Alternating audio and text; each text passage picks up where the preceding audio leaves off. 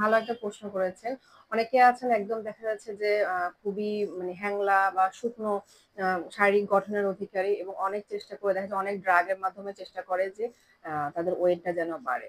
তবে খাবারের মাধ্যমে আপনি ওয়েট বাড়াতে পারবেন খুব সুন্দরভাবে গ্র্যাজুয়ালি। ঠিক আছে? ধীরে, ধীরে ওজন বাড়ানো সম্ভব। তবে এক্ষেত্রে কিছু বিষয় আপনাকে বিবেচনা করতে হবে। প্রথমত আপনার এই যে ওজন কম সেটা কেন? সেটার নির্দিষ্ট হয়তো কোনো কারণ থাকতে পারে। তার মধ্যে হয়তো আপনার কোনো হরমোনাল কোনো প্রবলেম থাকতে পারে অথবা আপনার কোনো ডিজিজ থাকতে পারে অথবা আপনার খাদ্যাভ্যাস যেটা সেটা সঠিক না বা আপনার যে জীবন ধারণ সেটা সঠিক না। আগে আপনাকে আইডেন্টিফাই করতে হবে যে আপনার এই শারীরিক অবস্থার কারণ কি? সেই কারণ অনুযায়ী যখন আপনি সেই কারণটা মানে সমাধান করতে যাবেন তখনই আপনি এর মানে সর্বোচ্চ উপকারিতাটা পাবেন। তো এই ক্ষেত্রে যেহেতু আমি পুষ্টিবিদ, আমি এই ক্ষেত্রে খাবার-দাবারের যে ভূমিকা সেটা নিয়ে বলব। আপনার প্রত্যেকটা মানুষেরই উচ্চতা অনুযায়ী একটা উম উম ওজনের একটা আপনার রেশিও আছে, হ্যাঁ?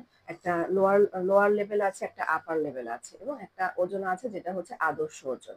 আপনি যদি লোয়ার লেভেলের চেয়ে অনেক নিচে থাকেন তাহলে সেটা আপনার স্বাস্থ্যের জন্য অবশ্যই ঝুঁকিপূর্ণ। এক্ষেত্রে আপনার প্রতিদিনের যে একটা চাহিদা থাকে আমাদের খাদ্য উপাদানগুলোর, তো ক্যালোরি চাহিদা থাকে। সেই ক্যালোরি চাহিদা শুধু মেটালেই হবে না। কারণ ক্যালোরি তো আপনি দেখা যাচ্ছে অনেক ক্যালোরি বহুল খাবার থেকেও আপনার হয়তো ধরে নেন আপনার সারাদিনে ২,০০০ ক্যালোরির চাহিদা। এখন আপনি যদি দেখা যাচ্ছে শুধু মিষ্টি খাবার খেলেন, কেক খেলেন, কোক খেলেন, পেস্ট্রি খেলেন, এই টাইপের খাবার খেলেন বা ফাস্ট ফুড খেলেন, এতে আপনার ক্যালোরি ঠিকই বাড়বে কিন্তু সঠিক নিউট্রিশনটা আপনি পাবেন না।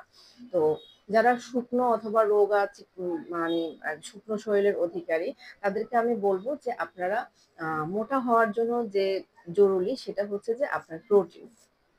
আপনার খাবারে পর্যাপ্ত আপনার মানে ওজন অনুযায়ী আপনাকে পর্যাপ্ত প্রোটিন থাকতে হবে এবং কার্বোহাইড্রেট, গুড ফ্যাট থাকতে হবে। ঠিক আছে? অনেকেই আছে একটু চাপাটা একটু ভাঙা থাকে, আম মুখটা একটু ভাঙা, ভাঙা লাগে। এটা নিয়েও প্রশ্ন করেন যে এই ভাঙা ভাবটা কিভাবে দূর করব? সেক্ষেত্রে বলব আপনাকে পর্যাপ্ত পরিমাণ প্রোটিন খেতে হবে। আপনার বয়স, ওজন অনুযায়ী আপনাকে কার্বোহাইড্রেটের সোর্স গুলো ভালো কার্বোহাইড্রেটের সোর্স গুলো চুজ করতে হবে এবং ফ্যাটের ক্ষেত্রে গুড ফ্যাট যেটাকে আমরা বলি মাছের তেল, যেটা ওমেগা 3, ওমেগা 6 আমরা ভালো ফ্যাট হিসেবে গণ্য করে যেটা আমরা বাদাম থেকে পেতে পারি, বিভিন্ন বীজ জাতীয় খাবার থেকে পেতে পারি।